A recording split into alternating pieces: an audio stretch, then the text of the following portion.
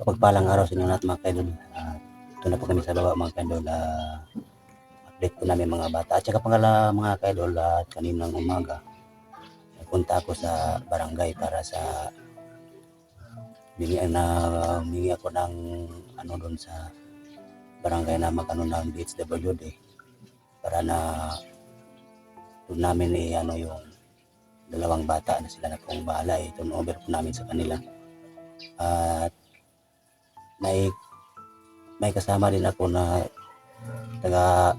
nasa DHWD dito ngayon naman, sinamahan po niya ako para siya na din ang magdadala doon. At ito po siya mga kadol, natin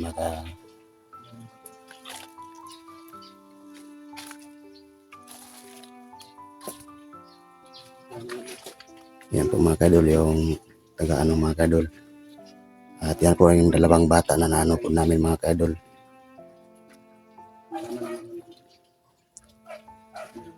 Hindi lang po siya magpapano ng sa ano na mukha kasi alam niyo man naman natin sa kaligtasan din nila.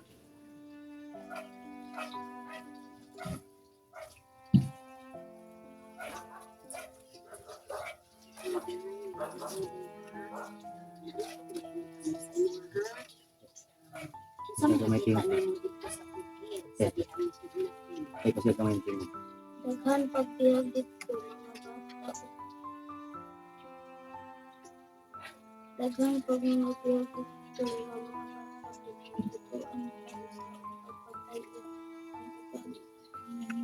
bata. So, unsa may kasinatian nimo sa antang bihag kanila? Sobra ang kahadlok na pangurag sa pagkuyaw. Sabi nagnaay mga tao na masulay o luwas na. Okay. So, unsa pa'y mga gibati nimo atong higayuna da? Grabe ang kagutom kay tagsara mi nakakaon tapos sabi wala kang pagkaon sa mga atos. Ihaw kayo kay halos walay tubig.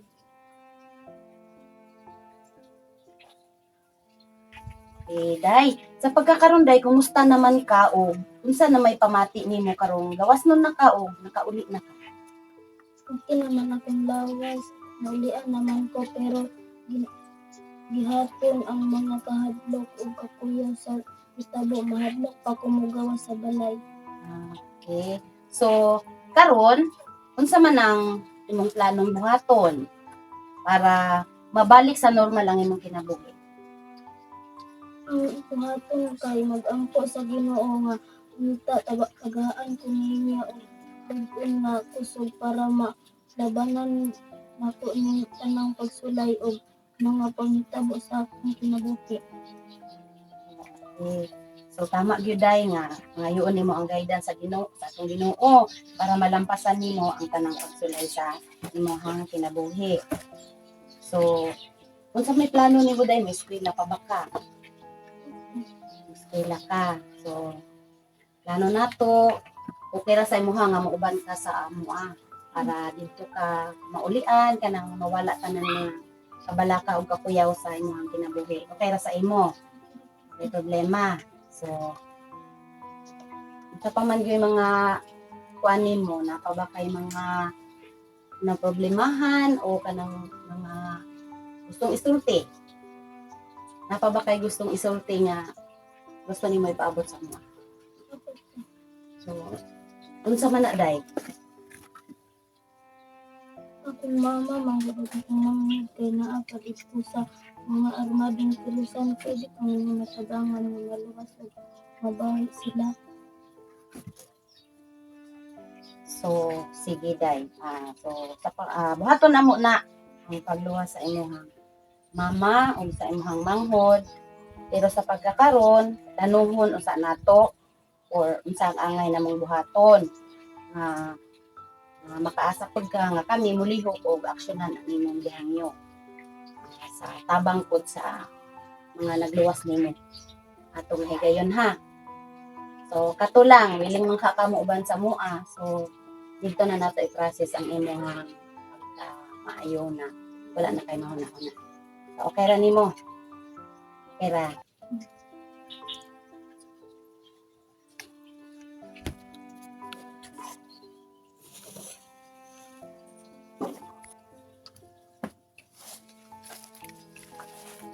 So ayun mga ka-idol, narinig po ninyo yung sagutan sa bata at tanong din sa taga-DHWD.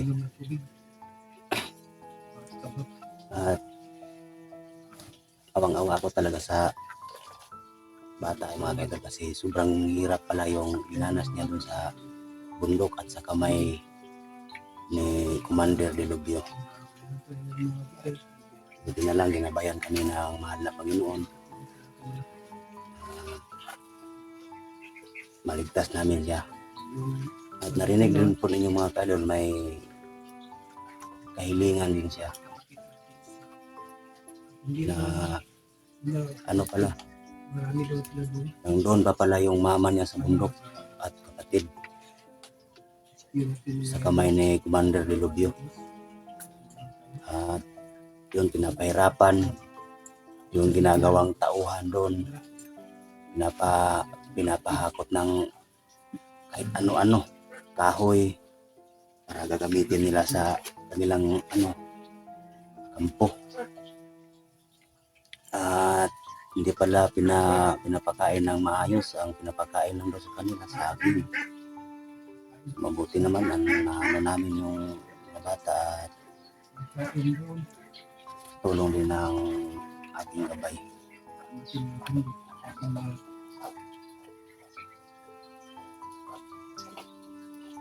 May kahilingan din ang bata mga kaidol na ililigtas daw namin yung mama niya at kapatid niya. At hindi lang pala mama niya at kapatid niya nandun. May marami pang kabataan na doon na inaalipin ni Commander Delubio.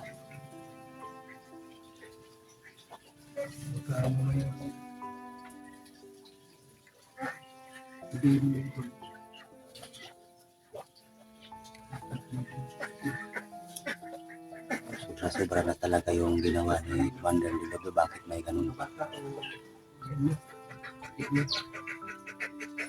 Dinadama yung mga taong walang muwang sa mundo. Lalo na yung mga kabataan.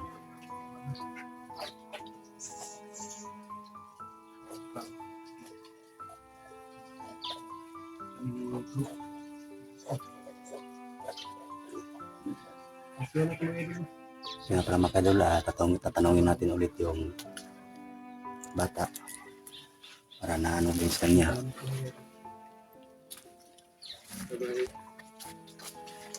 Yun ang dalawang bata mga kadol at i-ano din namin sa tatanungin po namin mga kadol kung okay ba siya sa na sa aming pasya ni bro na ilagay sa doon namin sa ilagay sa DHWD. Day, okay ra sa imo haday na dito ka na mo sa DHWD 1 ibutang para sa kaligtasan nimo. Pira po call.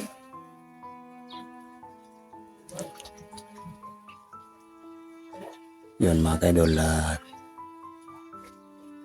Kumusta man ang imuhang paminaw nimo?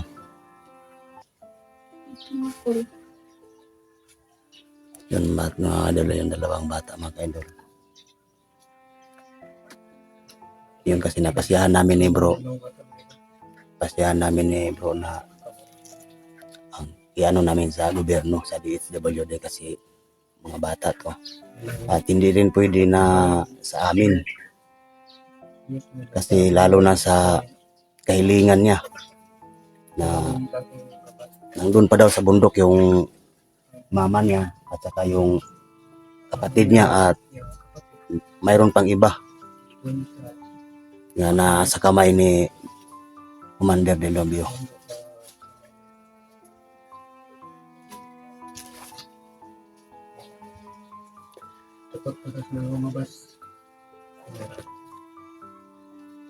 Anya day mo kuyog ka sa kang madam karon anti nimo kamunduwa sa imong manghod para dito lang mo pero ila ka balaka kay kung makalugar me mo bisita lang pud mi sa inyo ha dito kung maka nampod mi lugar na kuan baka magdala po namin lugar po na kwarta, magdala lang po mi dito og papagkaon ninyo.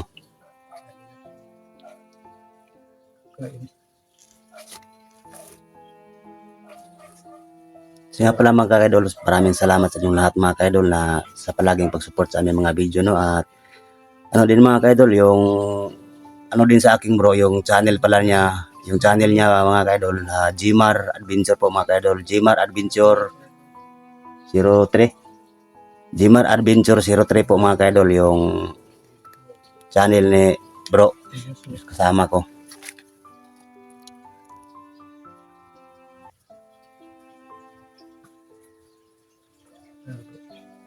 So mga ka-idol, siguro mamaya siguro ng gabi mga ka-idol, po-proceed kami ni bro Gmar Adventure. Babalik kami sa bundok para na sa kahilingan sa bata na iligtas yung kanyang ina at kapatid, at lalo na yung iba pa nang doon.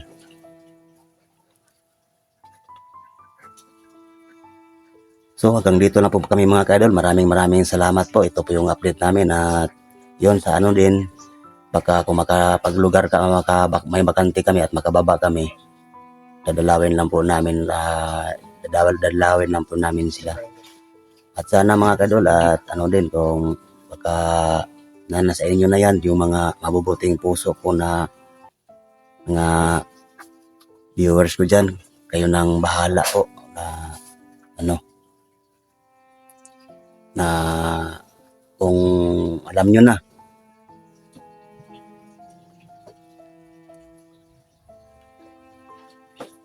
So hanggang dito na po mga ka-idol, at magpapaalam na po kami kasi paalis na din yung sila ni madam, yung taga DSWD, kasi medyo na din, at kami din proceed din kami pabalik kami sa bundok ni bro. Maraming salamat mga ka-idol, at hanggang dito na lang po, at abang-abang po ninyo palagi yung mga upload po namin mga ka-idol. I love you all mga ka-idol.